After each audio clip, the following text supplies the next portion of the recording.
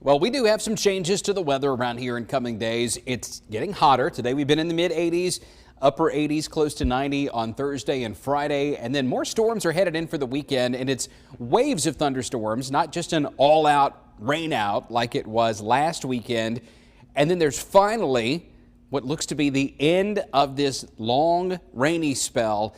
Toward the end of next week and next weekend, there may actually be an opportunity for you to cut your grass and not have to dodge a thunderstorm while you're doing it. But here in the short term, we're still tracking this storm pattern where waves of storms will develop to the northwest of us and move through starting Friday night, Saturday and Sunday, and then it really still works into next week as well. So let's talk about the weekend. High temperatures are going to be in the mid 80s both days. It'll be warm and humid. There's that chance of a scattered thunderstorm on Saturday. This is where those storms would likely be by 5 o'clock in the morning on Saturday. Now, keep in mind, before this, these are really intense storms up in Tennessee, sinking down into North Alabama. But 5 a.m. Saturday, they're beginning to fall apart. There still might be some occasional rumbles of thunder, a few locally heavy downpours, but Saturday itself may not be an extremely stormy day, just a few spotty showers or thunderstorms during the middle of the morning to early afternoon.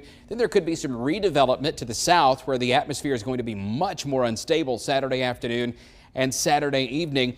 With those storms passing through, though, there's a weak front that sets up over north and central Alabama, but then an area of low pressure that's developing to the west is drawing up lots and lots of warm, humid air from the Gulf of Mexico. That'll fire up thunderstorms to the west of us, and they're going to follow that boundary toward us on Sunday. So some sun, some clouds, and some more scattered thunderstorms developing on Sunday, especially in the afternoon and early evening. Some of them might get going as early as 9 a.m., but we start to add some instability and then widespread scattered thunderstorms developing through Sunday afternoon. Some of those could be heavy.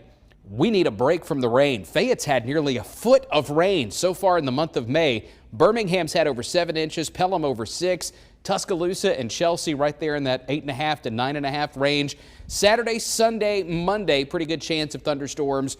Tuesday, Wednesday, there's still a few around, but beyond our 7-day forecast, I do think that toward next Thursday, next Friday, and next weekend, there may be an opportunity for 3 or 4 days with no significant thunderstorms.